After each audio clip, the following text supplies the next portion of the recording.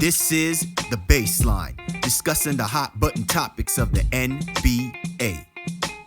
Welcome, everybody. You're tuned to The Baseline. Cal Lee Warrenshaw discussing the hot button topics of the NBA. And this is our Western Conference preview between the Los Angeles Lakers and the Denver Nuggets. Yes, I said it, the Denver Nuggets. And while we can spend 55 minutes on our own time and everyone else's time on their dime to talk about how the hell that's even conceivable, I think it's only right that we give its just due that when it's all said and done, the two best teams out of the Western Conference post NBA restart playoff up to this point, it's rightly defined as saying the Nuggets and the Lakers are playing against each other to see who is going to represent the West in the NBA Finals. And with me to discuss, what really is going to be a very – I know people are not looking at it from this perspective, and maybe our breakdown might help you assuage you into this direction. A very, very interesting matchup. Let me go ahead and roll out the red carpet to my right-hand man, www.shawsports.net, Bitcoin and PNC. My brother, Mr. Warren Shaw. Listen, man, I fell asleep because I had so much going on the night before. Maybe a little bit of my own arrogance is assuming that the Clippers would have figured out a way to get this done.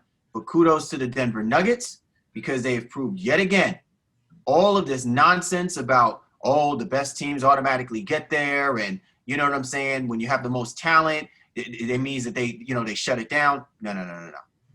The team with the hottest hand, with the most momentum, going into a critical Game 7 situation exposes a lot of those fallacies. And credit to the Denver Nuggets for staying true to themselves throughout the course of this NBA playoffs thus far.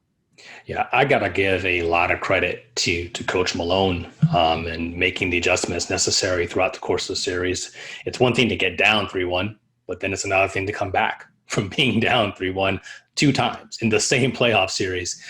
This Nuggets team is experienced. Unfortunately, you'd feel like you don't want them to get to that point where they're always on the brink of elimination for them to play their best basketball. And that's something that they'll have to obviously avoid in that Lakers series. But in general, the way they controlled the latter half of games versus the Clippers and ultimately the latter half of that series goes to show this is a team that is as good as we thought. Only some of us thought they were going to be. Remember, I said in the beginning, I thought they should have been the number one seed in the West. I didn't think they'd come out of the West.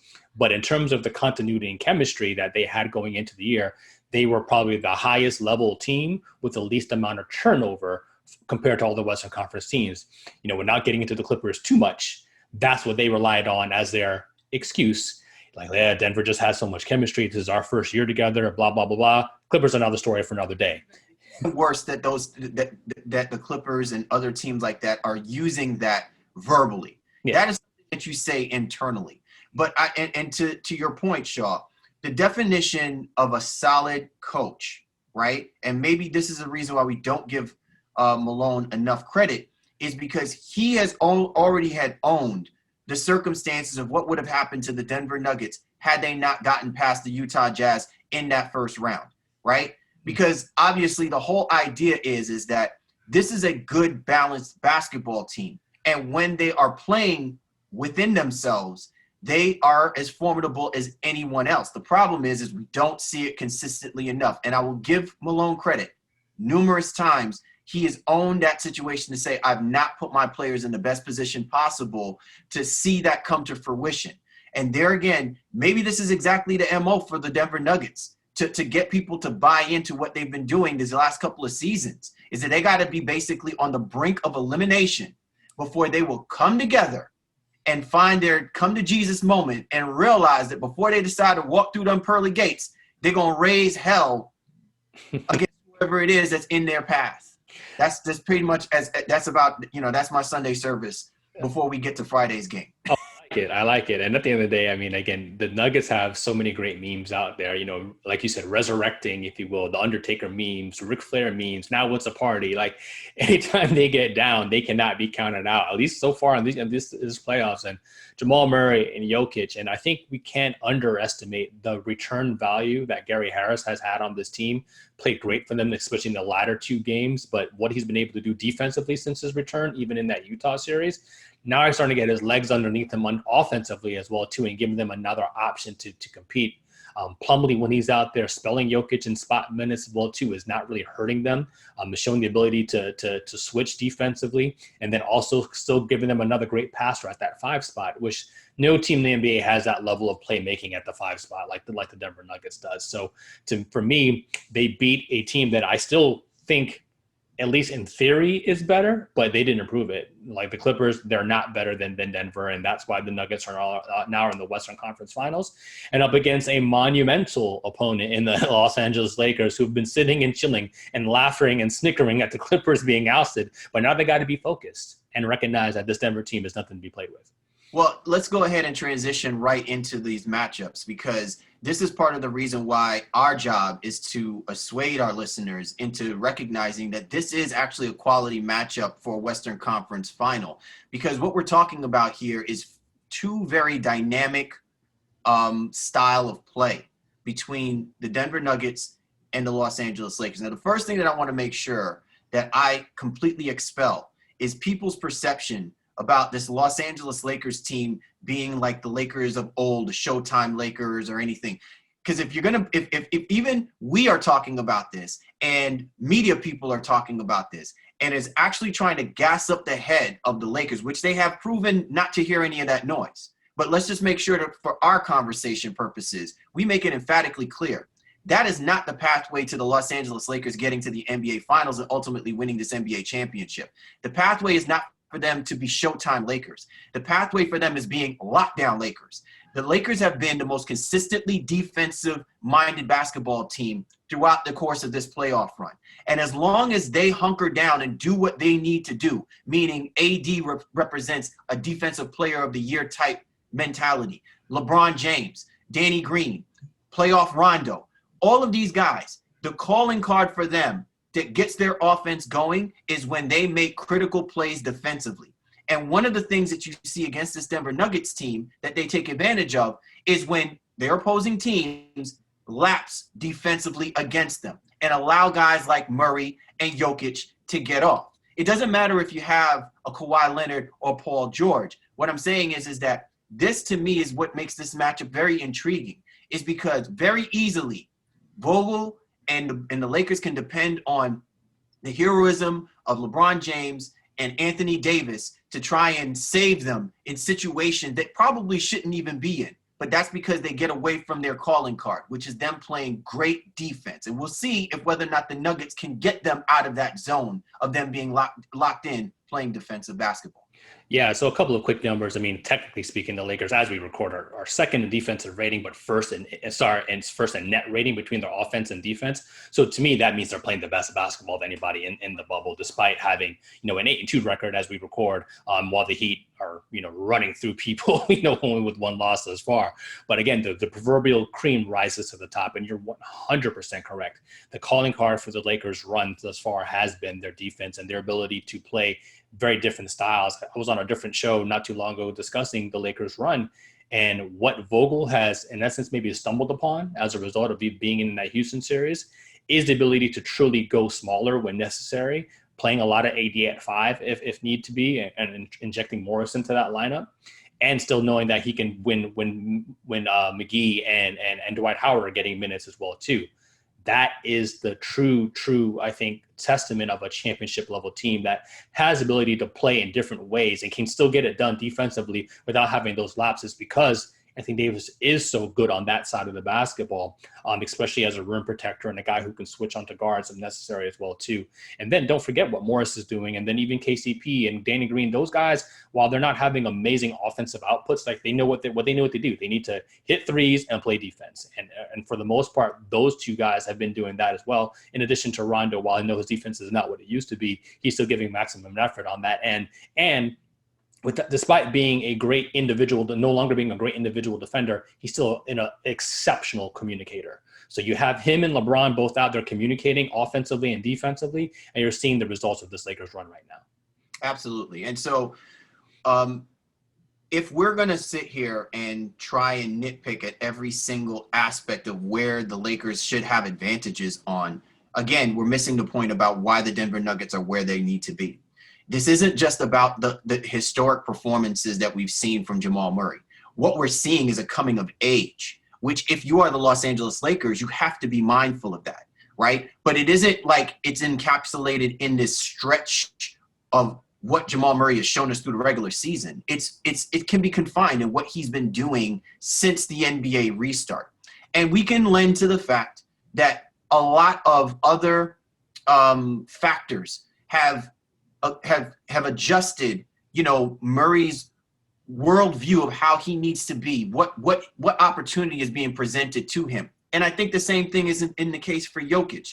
I think the next level challenge for both of these guys is recognizing that can they display this level of greatness amongst another set of top 5 NBA players on the opposite side of the basketball.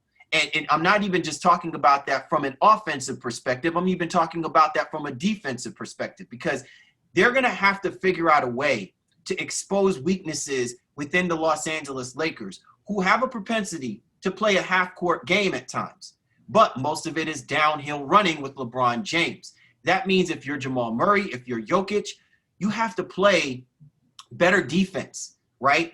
And without the exception of certain guys missing shots, the whole idea is that they have to be succinct in their ability to communicate and help kind of, I want to say, is stymie. They can't stop, but stymie certain runs that the Los Angeles Lakers will make. And we've seen this in the last series with the Los Angeles Clippers, that the Denver Nuggets have been susceptible to horrendous runs by the opposing team.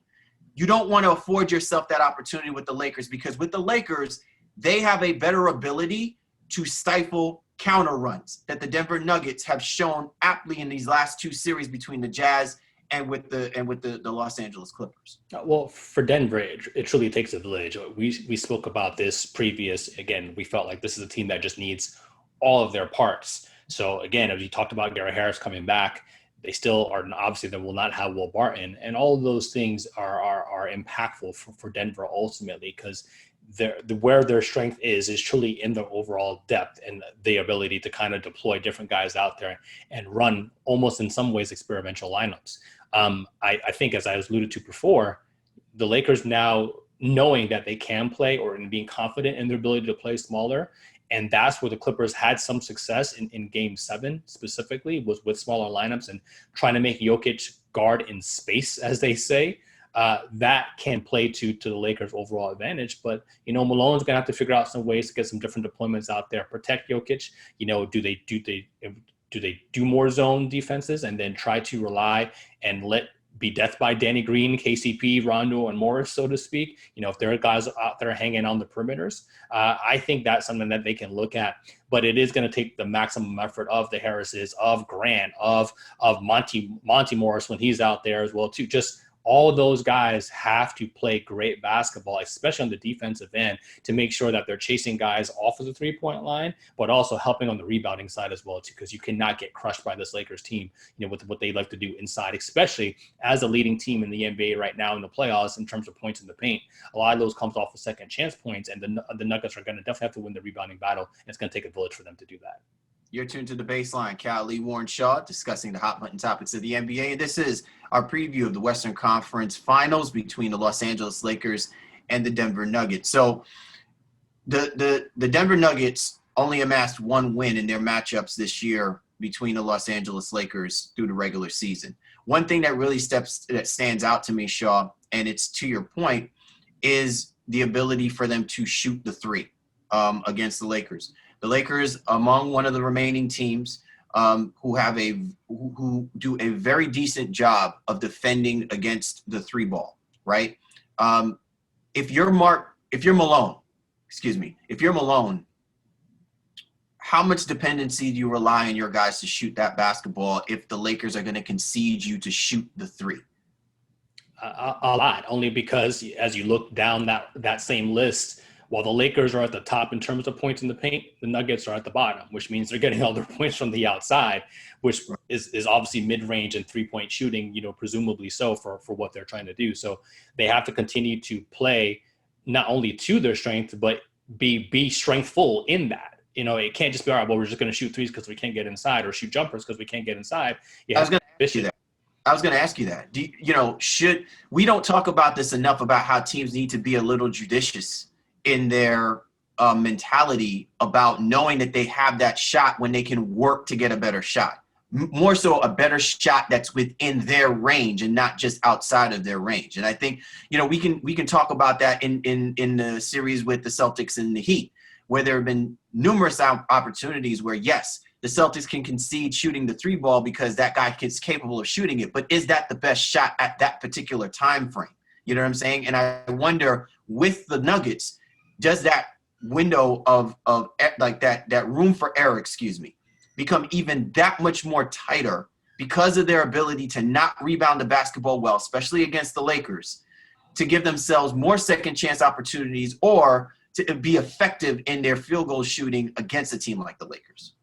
Oh, I think a lot of it to me is still who the Lakers have out there from a roster standpoint. So if they go smaller and AD is quote unquote guarding Jokic on the wings or on the 3-point line, because Jokic is not maybe trying to post up, does that allow the ability for other guys to try to score and drive the basketball at a higher rate, so to speak? I think if the Lakers are also playing big, with McGee and Howard out there, and so McGee/Howard and Anthony Davis, that causes more problems for the Nuggets to try to get into the paint, because now you have two proverbial shot blockers, and then LeBron, who's always coming down for a chase down as well too, out there. So I think they have to try to figure out what makes sense for them through the course of the series, based on maybe how the Lakers are playing them to some degree, because the Nuggets don't have the ability to have that level of overall roster flexibility. While I've said they're very deep, the guys are very, very similar kind of in some ways, and they won't necessarily just go away from certain guys like Vogel did in this series with the Rockets, where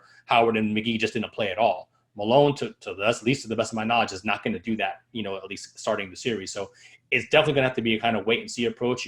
The first game is always kind of like, all right, let's feel it out. Let's see what we can kind of get away with. So I would imagine the Nuggets are going to live out on the perimeter primarily, but they'll make adjustments as necessary based on whoever else is out there for the Lakers. Well, I've seen as well, too, that, the Lakers have a little bit of a rope-a-dope to their game. The first game always seems to be more of a feel-out process against whoever it is that they're playing against. And they can take that L if they want to. That's how confident the Los Angeles Lakers, truly are. And I said this, back in the beginning when I wanted to believe that the Blazers were going to give them fits in that first round series, is that it wasn't a question of whether or not we didn't think that the Lakers were going to push this to, 5 games, 6 games, 7 games. It's inconceivable when you've got LeBron James, Anthony Davis, Rondo, Caldwell Pope, Morris, and everybody that would be considered starters in other leagues and have been all-stars in other points in their careers, that they don't pull it together and make a series out of something. Nobody's expecting these guys to just basically lie down and lay an egg. However, if you have the confidence in saying, you know what, we lost that first game, and you got to have championship mettle, meaning LeBron James has been through this so many times before, we lost for game 1. That's all right. You know what I'm saying? That's the reason why it's a 7-game series. Most guys don't think like that. Most guys are already, chewing their fingernails off at the nervousness of believing that they put themselves in a hole that they don't know if they're capable of coming out of. My thing with the Lakers is that they can afford to lose a first game if the grand scheme of it is them being able to fully scope out what the Denver Nuggets can throw at them if it's in that first game. And if you're Malone, you have to weigh that. Like, hey, do I throw everything out, throw all that spaghetti against the wall and see what sticks? Or do I take my time and actually make the pasta, you know what I'm saying, raw? You know what I'm saying? And yeah, I'll make a few stumbles, but I still give myself an ability to mix a little bit more, get it a little. So just when it needs to, just when I'm right there at that 3-1, like I've been the last 2 times, you know what I'm saying? Hey, I got the recipe right, and we can go all out now to win the next 3 games if need be. Yeah, I mean, and I think for Malone, it is just again, it's continuing to find the ways to push the right buttons, and relying on guys that, for the most part, haven't been here before in some aspects. I think Jeremy Grant or Jeremiah Grant is a massive key to them on both sides. Paul Millsap, obviously we'll talk about keys to that. I think he's probably, to me, one of the biggest key factors, even in their return run. They were dead, and he had that 14-point third quarter. What was that, game 5 or game 6? That brought them back into it.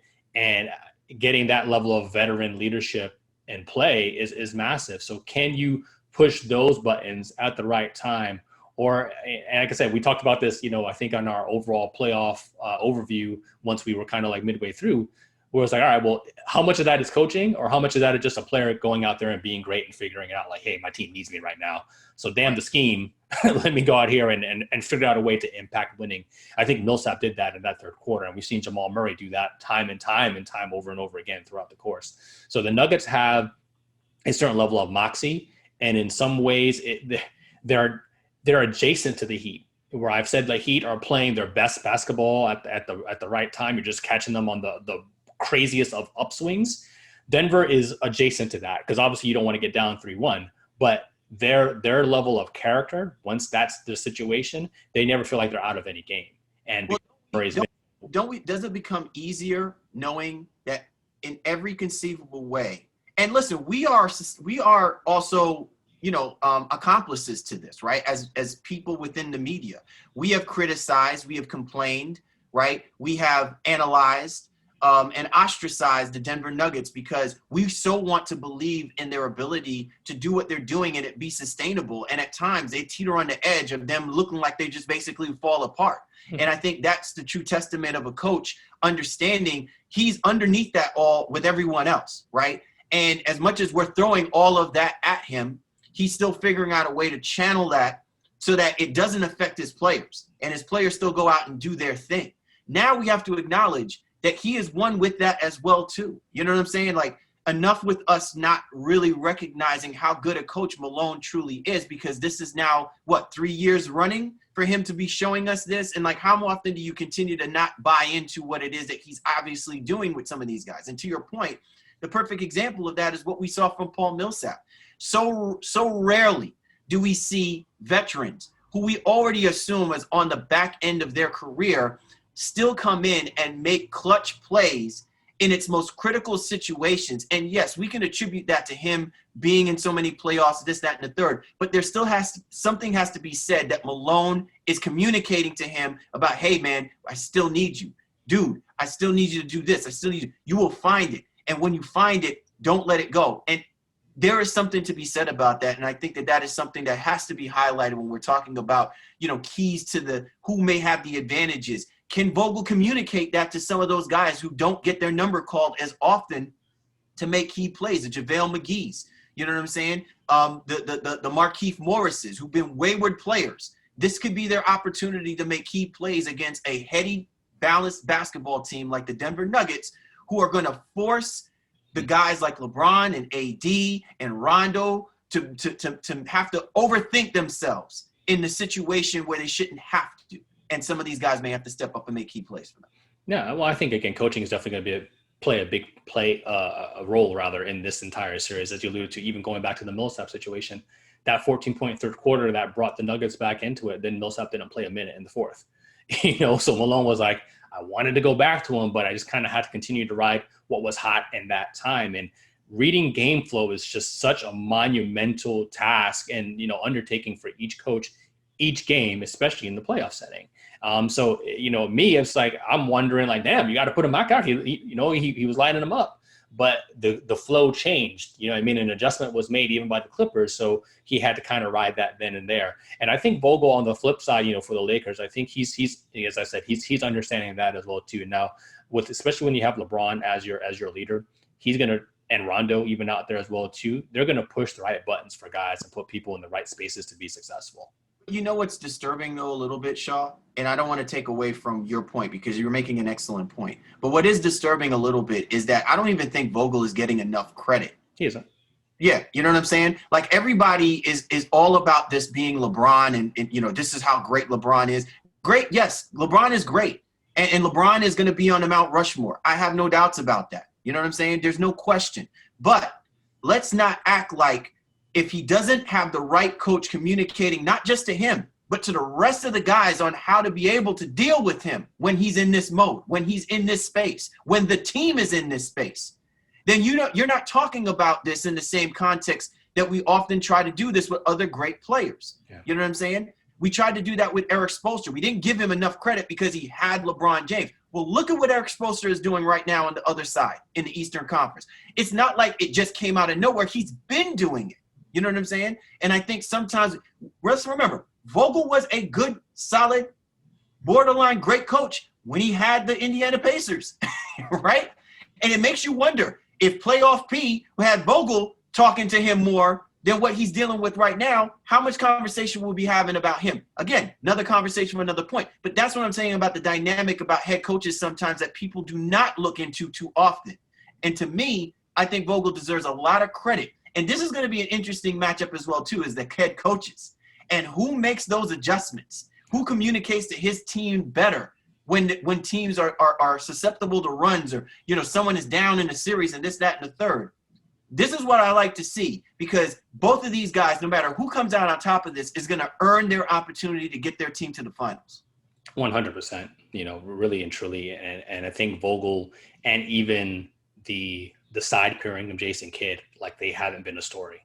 And that's important. Negatively in terms of like they're not getting any credit for what they're doing, but it's just like they haven't been a distraction. I've heard very few complaints about Lakers rotations and what Vogel has done, et cetera, et cetera, et cetera. And it's always, especially when it's hard when you coach a LeBron team, because you're going to be the scapegoat if they don't win. It's not going to be LeBron, but you'll never get the credit if you do win. And I think Vogel and the like are experiencing that right now. But at the end of the day, if that results in the championship, then it doesn't matter. And then you can build your resume off of that moving forward, for sure, for years to come.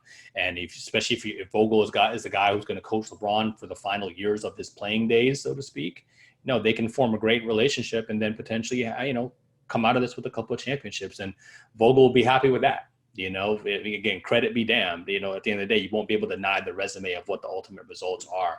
But he's done a really good job, I think, in keeping that and managing that team and that roster throughout the course of the year, and definitely making the appropriate adjustments in the playoffs.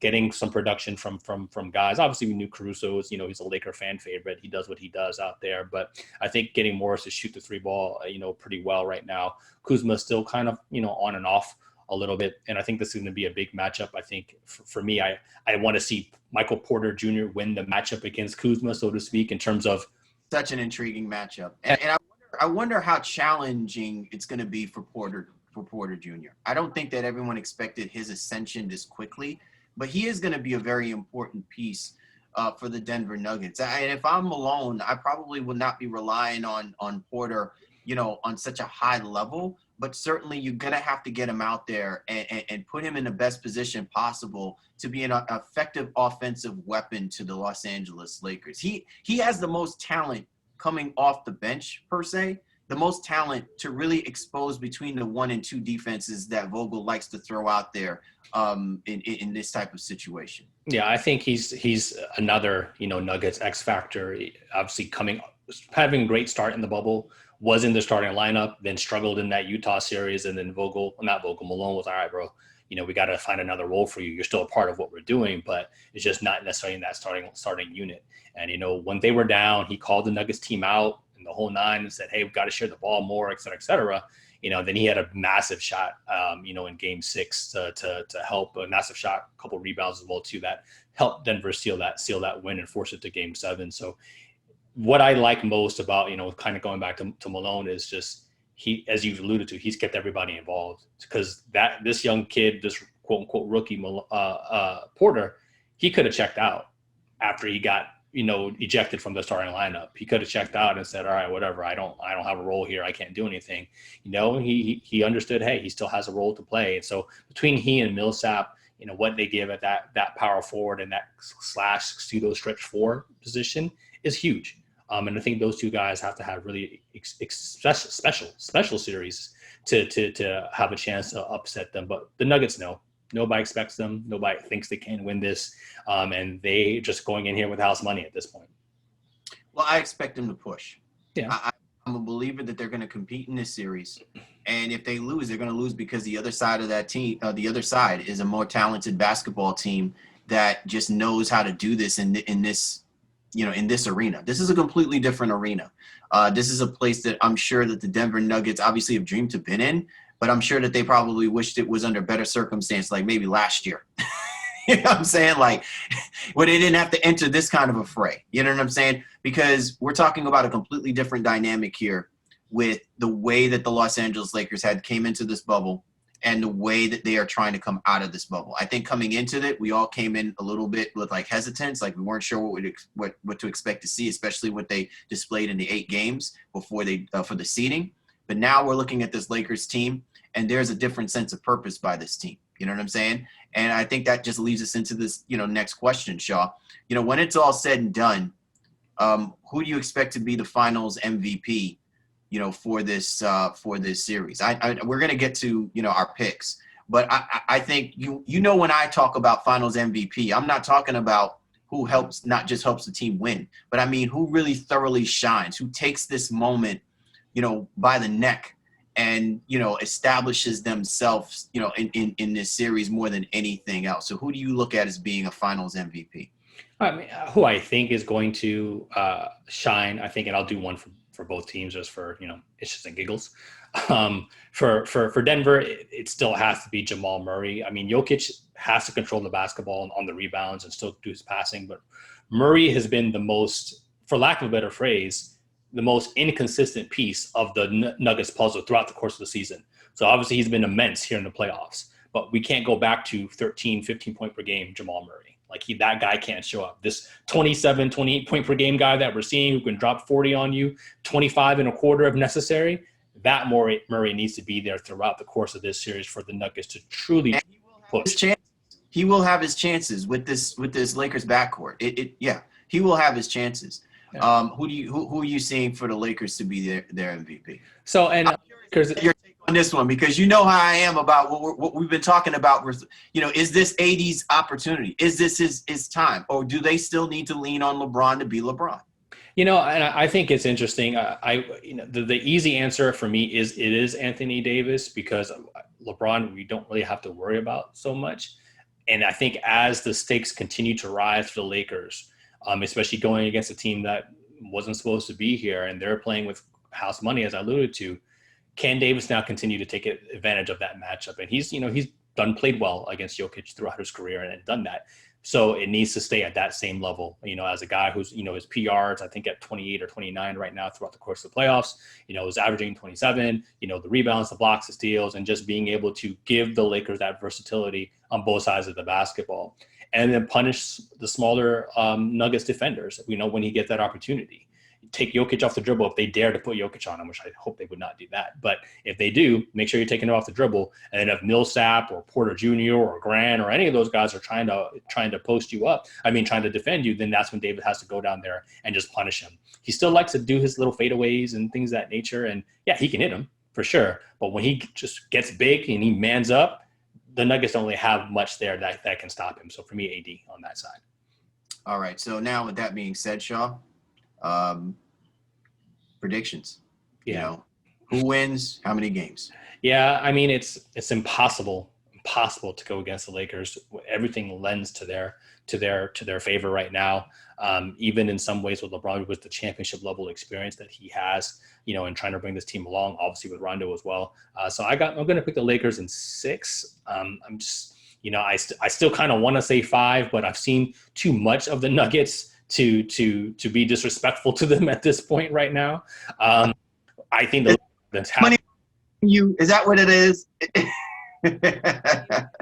I don't know. It's kind of like, it's still like a kind of a cursory gentleman 6, if you. I in my heart, I still think the Lakers can get this done and probably should get it done in 5. But the Jamal Murray factor, Jokic, what they've been able to do, and Malone's coaching, I'm gonna give them 2 games. So Lakers in 6. What about you?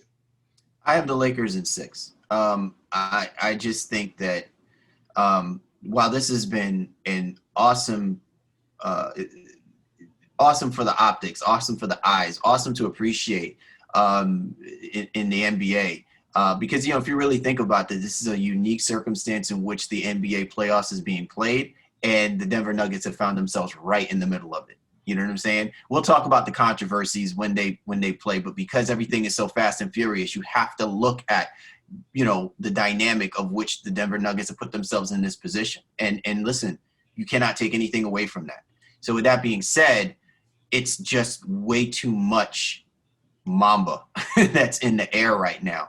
I think that the Los Angeles Lakers are genuinely riding a momentum after everything that has happened to Laker Nation and Lakerland, so many losses, and they think that this is their opportunity to give them so much, even if it's, say, this the one title. And I think LeBron James is just simply on a mission. This is the reason why I probably saved my answer saying who would be the MVP. I think no question it's going to be LeBron James yet again. It's not because I don't have any confidence in Anthony Davis. It's just too much LeBron, and it's too much of the influence of why LeBron came to the Los Angeles Lakers for them to be denied any opportunity to play in this upcoming NBA Finals. So with that being said, Lakers in 6, but I will give the Nuggets a lot of credit, even up to this point, because they have proven to me without a shadow of a doubt, if there's any team that may be capable of pushing the Lakers beyond the capacity of what the other first two teams have shown, is probably going to be the Nuggets. That kind of balance, that kind of chaos, that kind of mayhem is enough to drive a guy like Vogel crazy. To have him, sleep a little bit longer, look at the tape a little bit longer. You know what I'm saying? Because if Malone can't figure out what version of Murray and Jokic is coming in on a night in and night out basis, the hell you think Vogel is thinking right now, or Jason Kidd is thinking right now? And I think that's what makes this an intriguing matchup for this particular series, is the unpredictability of the Denver Nuggets and what they're capable of against, yes, the predictability and dominance of the Los Angeles Lakers, and if they have the capacity to do it consistently, or if they get pushed, beyond 5-6 games, if they get pushed to like 7 games, how much confidence are we really weighing in right now, or how much are we building on the fact that the Nuggets are a for real basketball team? And I think that's going to be the lingering question through the series. Yeah, I think my biggest fear is just, as you alluded to, is LeBron. As again, he is who he is. The Nuggets just don't have anything that can remotely that they can feel comfortable with guarding him. And I don't think they can really guard AD as well too. That's why I think we may see a lot of zone or some, Nick Nurse type, defenses trying to take those two guys out of it, because man to man, whether you're trying to put Grant, Porter, Harris, or any of those guys.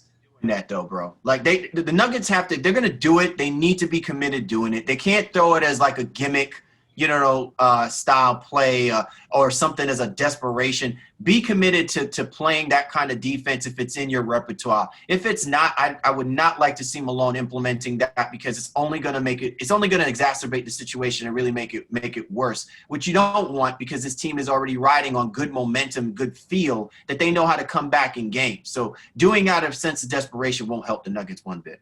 I agree, because we saw they were able to play defense versus the Clippers, and really tighten the screws, more so in a man-to-man style. And while Paul George and Kawhi Leonard are freakishly athletic, it's a different level between LeBron and AD when it comes to that level of athleticism as well too. And when you're seeing the teams that are playing zone and doing it well right now, they are rangy, which the Nuggets are. They are kind of all big for the most part, but they're not super athletic and super quick, and I think that's the difference between the Boston, Miami, and even when Toronto was here, those teams that play and implement a lot of zone in their defense. Denver doesn't necessarily have that level of quickness, but I think if it's trying to make sure that LeBron is in front of you and not, on top of you, that might be something that they can look at, not to go back and look at some tape to see kind of how much they've done or what they've done, especially maybe even previous matchups. We talked about it a little bit in the 4 games they played. Yeah, the Lakers won 3 of them. Denver blew them out once, but one of the games also went to overtime. So, I think Denver has had the ability to, play them pretty decently, depending on the different rotations and who's available to them, obviously, as well. But this is not going to be just a shakeover series for the Lakers. And I know they recognize that, especially seeing the Nuggets come back twice from 3-1 deficits in this playoffs alone. All right. Well, there you have it, guys. I mean, again, hopefully we have persuaded and assuaded you in your understanding that this series is going to be a pretty good series. I think you got exciting players who are showing exciting basketball at the right time, and I think that's what makes for an excellent series to watch. As always, be sure to get my man Shaw at Shaw Sports NBA or get at me at GameFaceLee, the show's Twitter handle at NBA Baseline, available on all the major platforms. You know where to find us. And as always, for our people online through Dash Radio, be sure to catch the Baseline NBA podcast Tuesdays, 1 p.m. You can also catch the rerun of our show on Wednesdays through the Nothing But Net Radio Network. For the Baseline, Callie, Warren, Shaw, we appreciate you guys. Enjoy the Western Conference Finals.